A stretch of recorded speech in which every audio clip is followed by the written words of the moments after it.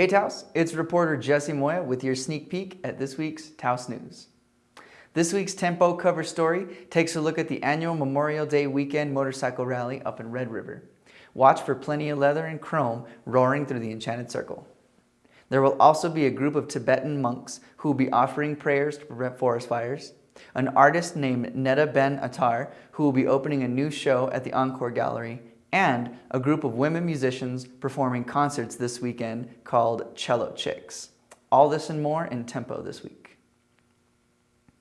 In the courts, we recap two major cases that went to trial last week. A first-degree murder case saw defendant Brandon Lopez convicted of the capital crime, as well as 5 others connected to the fatal shooting of a Taos woman outside a gas station last year. The other, a child rape case filed against a former coach with the Cuesta School District, was called a mistrial when a jury entered a deadlock on Friday. As part of our continuing political coverage, reporters John Miller and Cody Hooks provide some context to the race for Taos County elections, including sheriff, commission, and more. In the weeks leading up to the election, candidates raised issues that differ, but many more that overlapped, indicating some common concerns that we'll look at in this week's paper. Early voting ends June 2nd, and the primary election is June 5th. In the schools this week, we continue our coverage of graduations, and we also take a look at some Taos Charter School students who have done their part to make sure a little bit of Taos looks a little bit better. In sports, we take a final look at the various Taos County sports teams for the 2018 spring season.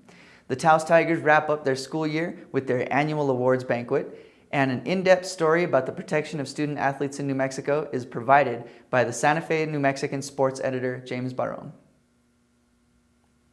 In this week's paper, you'll find the design issue of our special real estate magazine, Enchanted Homes, which features contemporary architecture and modern homes around Taos.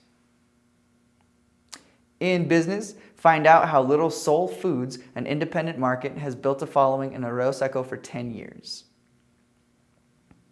In lifestyles, we'll have Cindy Brown, the Clear Creek Trail in the beautiful Cimarron State Park, and Backpacker Bill helps flatlanders prepare for high-altitude hikes, while Angel Fire Astronomer brings us yet another amazing photo from galaxies far, far away.